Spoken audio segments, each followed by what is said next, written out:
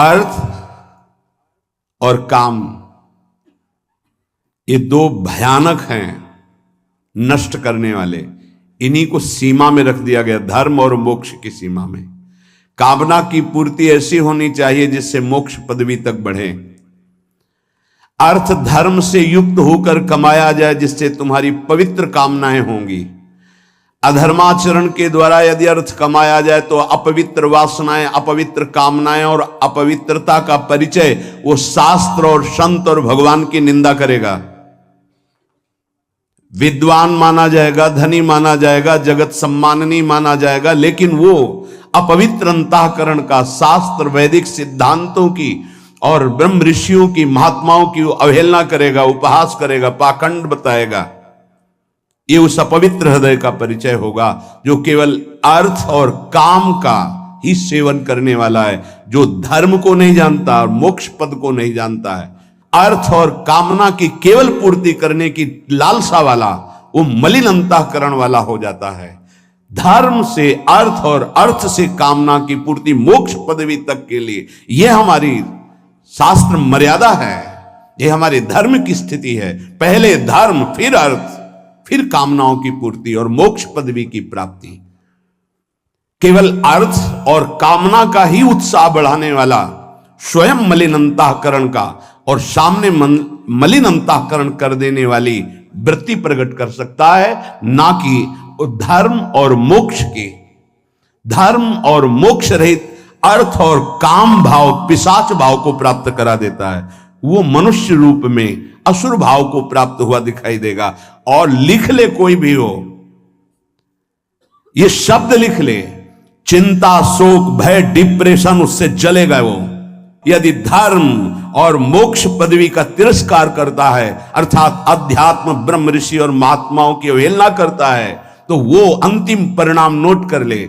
चिंता, शोक, भय, डिप्रेशन, नाना प्रकार की भयावह कल्पना और मृत्यु, दुर्गति इनको प्राप्त होगा। आज पूर्व पुण्य के प्रताप से तुम्हारी बुद्धि प्रवीण हो गई, लेकिन शुद्ध नहीं। शुद्ध बुद्धि, धर्म, आज तक जितने भी महान हुए हैं, कौन ऐसा हुआ है जो ब्रह्म ऋषियों की अवहेलना, शास्त्रों की अवहेलना, धर्म की अवहेलना, संयम की अवहेलना की जाए। हमारा धर्म शास्त्र कहता है सबसे पहला आश्रम है ब्रह्मचर्य आश्रम। फिर वो नैष्ठिक ब्रह्मचर्य से वैराग्य मार्ग को ग्रहण करता है, या वो संयमित ब्रह्मचर्य से गृहस्थ आश्रम को जाता है। और यहां उपदेश दिया जाता है, प्रोत्साहन दिया जाता है धर्म भ्रष्ट होने का। क्या है? केवल अर्थ और काम की पूर्ति, पिशाचवत वृत्ति। इसको जीवन नाश कहते हैं, मोटिवेशन कहते हैं। जो ऐसा उत्साह जो अपनी अनर्थ प्रदान करने वाली कुमार्गगामी इंद्रियों को अपने शासन में लेकर के सत्य मार्ग का अनुगामी बने, उसे मोटिवेशन कहते हैं, उसे उत्साह बढ़ाना कहते हैं। भोगों का उत्साह बढ़ा देना या विषयों की प्रियता का उत्साह बढ़ा देना, इसको तो पतन कहते हैं, इसको तो गिराना कहते हैं। पर आज का समाज इसी को उत्साह समझता है। कैसे अर्थ पिशाच बनूं, कैसे भोग वासनाओं का कीड़ा बनूं, बस इसको समझा जाता है। अगर सत्य विषय शास्त्र सम्मत हो, उसकी अवहेलना की जाती है। नहीं, ये शास्त्र आपको सुखी, निश्चिंत, निर्भय बनाने के लिए हैं। ये आपके ऊपर दबाव नहीं डाल रहे हैं, आपको शासन में लेकर के माया रूपी प्रपंच के दलदल से निकालने की चेष्टा बताते हैं। काम, क्रोध, लोभ, मोह, मद, मत्सर, इनकी गुलामी से मुक्त होने की बात बताते हैं। कोई भी कहीं भी हो, अंततोगत्वा देख लेना अपने हृदय में चिंता, भय, शोक, डिप्रेशन, नाना प्रकार की दुर्वासनाओं की दौड़ भाग, भला इनसे तुम्हारा उत्साह संपन्न होगा? उत्साह संपन्न होता है भगवत मार्ग से। अपने कर्तव्य, चाहे विद्यार्थी हो, चाहे कृषक किसानी करते हो, व्यापारी हो, कोई भी उद्योग करते हो, अगर आप भगवान का नाम जप करते हैं और धर्म शास्त्र के अनुसार कर्तव्य का पालन करते हैं, तो आप यहां भी सुखी रहेंगे और आपका अंतिम परिणाम भी मंगलमय होगा।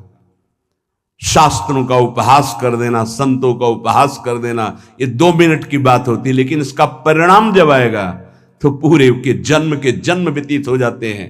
आज बुद्धि प्रवीण हुई है, पवित्र नहीं।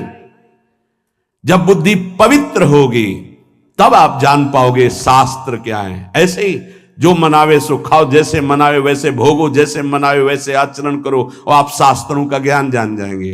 ये शास्त्र अध्यात्म का वो परम आनंद छुपाए हुए बैठे हैं, जो गुरु कृपा से चाबी मिलती है और खुलती है तो परमानंद में डूब जाता है।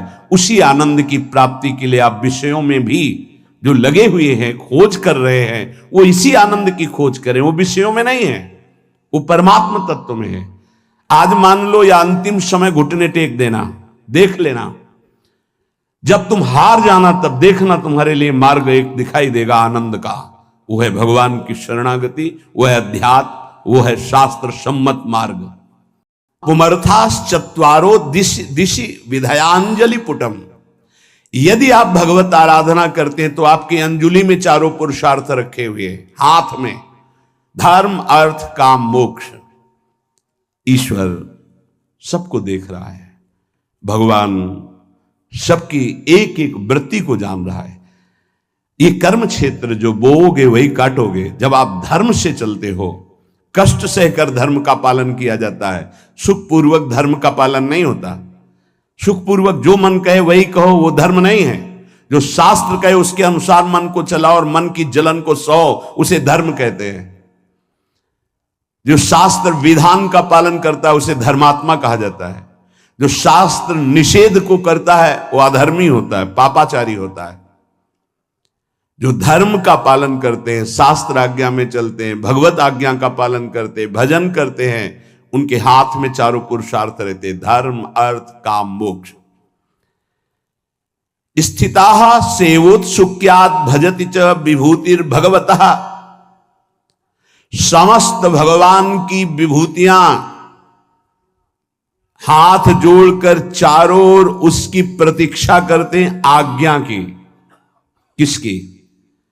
जो अमर्यादा राधा चरण परिचर्या रस महा, जो वेदातीत रस श्री राधा किशोरी के चरणारविंद की सेवा में लगा है, चारों पुरुषार्थ उसकी अंजलि में हैं। और स्थिता सेवोत्सुक्यात् भजति च विभूतिर भगवतः। भगवान की विभूतियां उसकी सेवा के लिए उत्साहित होकर हाथ जोड़े खड़ी रहती हैं। वास्तविक ईमानदारी से जो भक्ति में अपने चित्त को डुबो रहा है, शास्त्र मर्यादा के अनुसार आचरण कर रहा है, उसके लिए कुछ दुर्लभ नहीं। अमंदानंदाब्धि प्लुत मधुर वृंदावन बने, सदा राधा कृष्णो स्मृति रति सारेन सुकृति।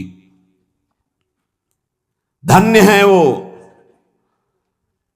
जो महा आनंद प्रदान करने वाले श्यामा श्याम की स्मृति में डूबे हुए समस्त आचरण करते हैं शास्त्र सम्मत। क्या चला जाएगा? चाहे व्यापार में हो, नौकरी में हो, पढ़ाई में हो, किसी कार्य में हो,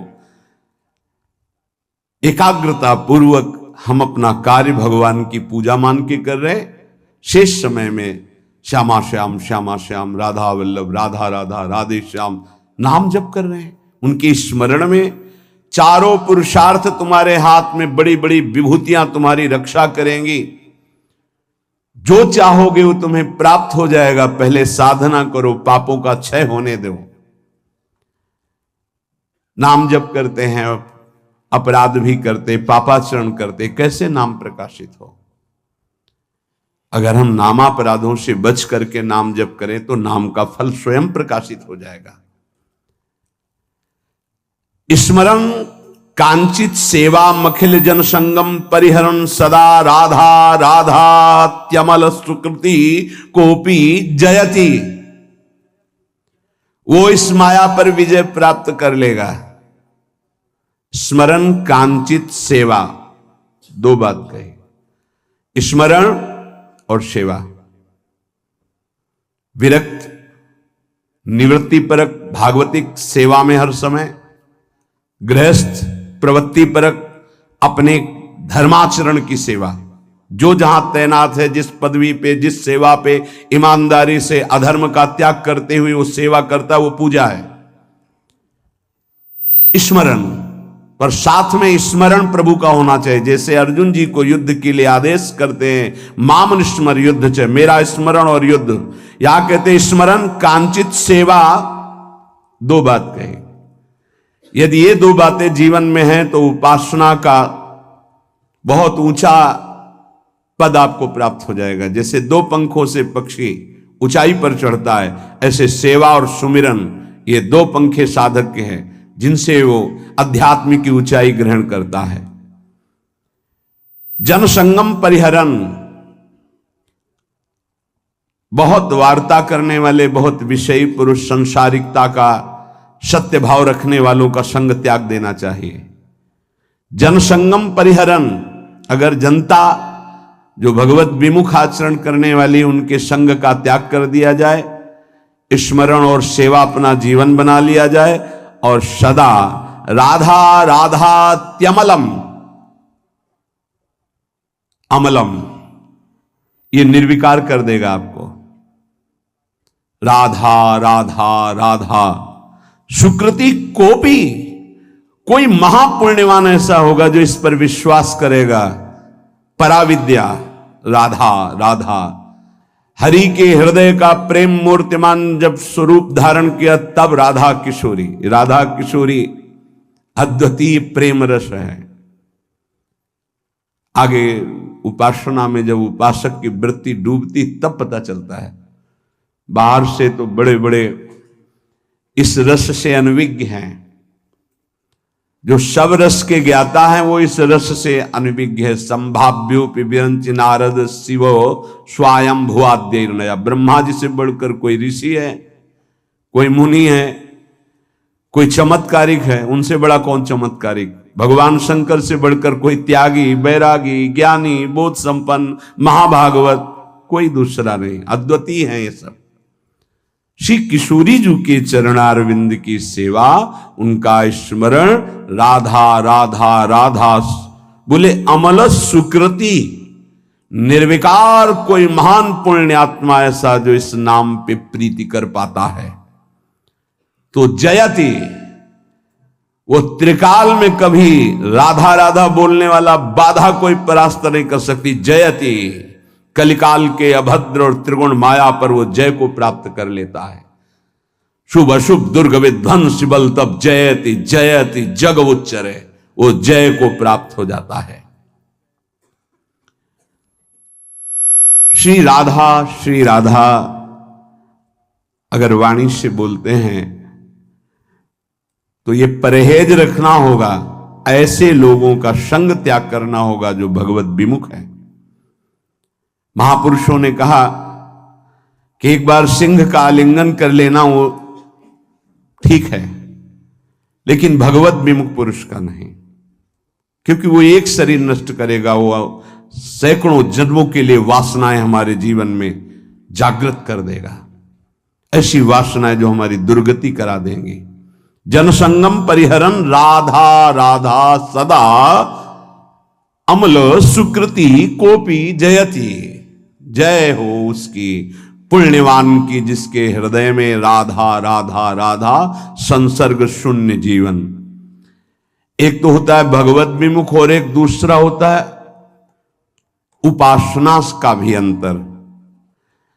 अगर अन्य उपासना वाले, सिद्धांत को जानने वाले, शास्त्र सम्मत चलने वाले महत जन हैं, पर वो इस उपासना को नहीं जानते हैं, अलग अलग उपासना का स्वरूप है, यदि हम उनका संग करेंगे तो उनका पता नहीं है इस रस का, वो आपके चित्त से इस रस की बात को हटा देंगे पक्का।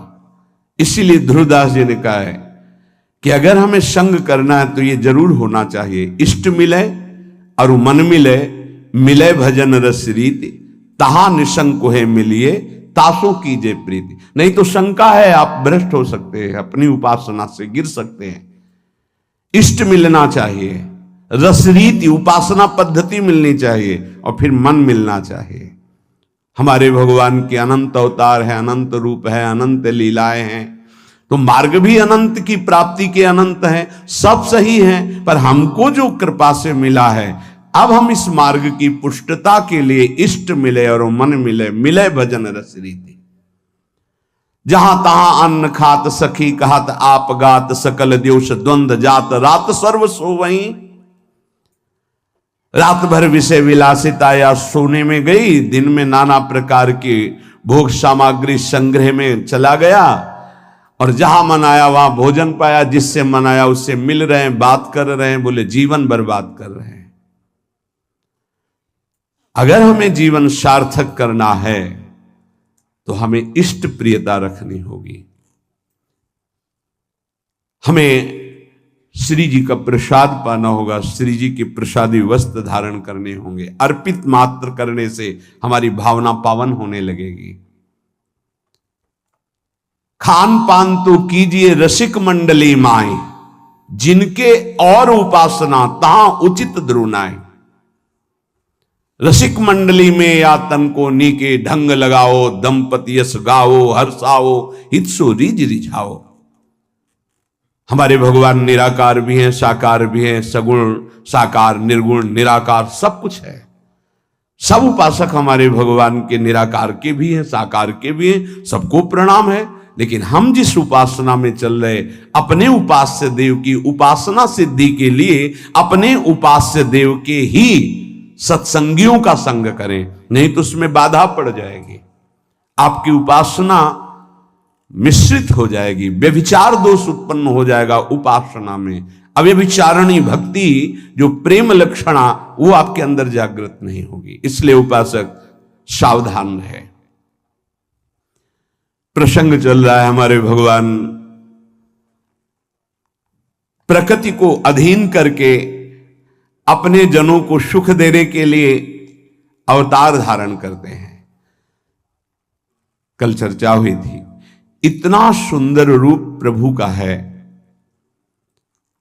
जो देखे सो इनका हो जाए। कल चर्चा हुई थी, मथुरावासिनी सखियों ने जब प्रभु के सौंदर्य रूप लावण्य को देखा तो उनको गोपियों का भजन सर्वश्रेष्ठ लगा।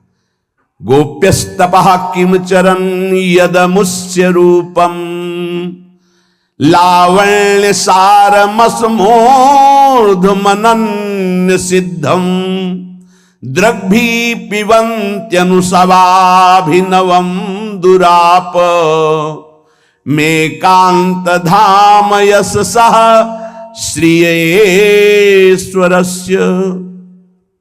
धन्य है ब्रज की गोपियां, पता नहीं कौन सा साधन तप किया, जो अपने नेत्रों के दोनों से सदा इनकी रूप माधुरी का पान करती रही। इनकी अजान बाहों में उनका हृदय समर्पित रहा। कैसा सौंदर्य प्रभु का! इनके समान त्रिभुवन में कोई नहीं है। सखी, ये कोई सजाने संवारने या गहने कपड़े आभूषणों से नहीं है, ये तो स्वयं सिद्ध रूप है इनका। देखते देखते तृप्ति नहीं होती, ये नित्य नवीन परमानंद की बाढ़ ला रहा है हृदय में रूप। निरीक्षता उत्तम पुरुषौ जना, मंच स्थिता नागर राष्ट्र का नृप, प्रहर्ष वेगोत्कलिते क्षणानना, पपूर्ण तृप्ता नयनैस्तदाननम्, पिबन्त इव चक्षुर्भ्याम लिहन्त इव जिह्वया, जिघ्रन्त इव नासाभ्याम श्लिष्यन्त इव बाहुभिः। जिस समय प्रभु रंगमंच पर पहुंचे कंस के, तो जितने वहां बैठे हुए थे राष्ट्र के जन समुदाय, सब प्रभु श्री कृष्णचंद्र जी बलराम जी को देखकर अखंड प्रसन्नता को प्राप्त हो रही है। ब्रह्म साक्षात्कार के बाद ही प्राप्त होती है ब्रह्मभूता प्रसन्नात्मा। जितने बैठे थे सब भगवत प्रसन्नता को प्राप्त हो रहे। सबके नेत्रों से अश्रु प्रवाह आने लगा, मुख कमल खिल गया, सबका उत्कंठा से गला अवरुद्ध हो रहा है, सबके रोमांच हो रहे हैं। क्यों? क्योंकि नेत्रों के द्वारा श्री कृष्ण की मुख माधुरी का पान कर रहे हैं। ऐसा दिखाई दे रहा है, श्री सुखदेव जी कह रहे हैं, परीक्षित मानो वे उन्हें नेत्रों से पी रहे हैं, जिह्वा से चाट रहे हैं। पिबंत इव चक्षुर्भ्याम लिहंत इव जिह्वया जिघंत इव नासाभ्याम। मानो वो नेत्रों से पी रहे हैं, जिह्वा से चाट रहे हैं, नासिका से सूंघ रहे हैं और भुजाओं से आलिंगन कर रहे हैं। ऐसा सबको सुख प्राप्त हो रहा है। जब जब भगवान अवतार धारण करते हैं वो सच्चिदानंद बपू होता है। भगवान श्री रामचंद्र जी के सौंदर्य को देखकर विदेह राजा जनक विशेष विदेह हो गए।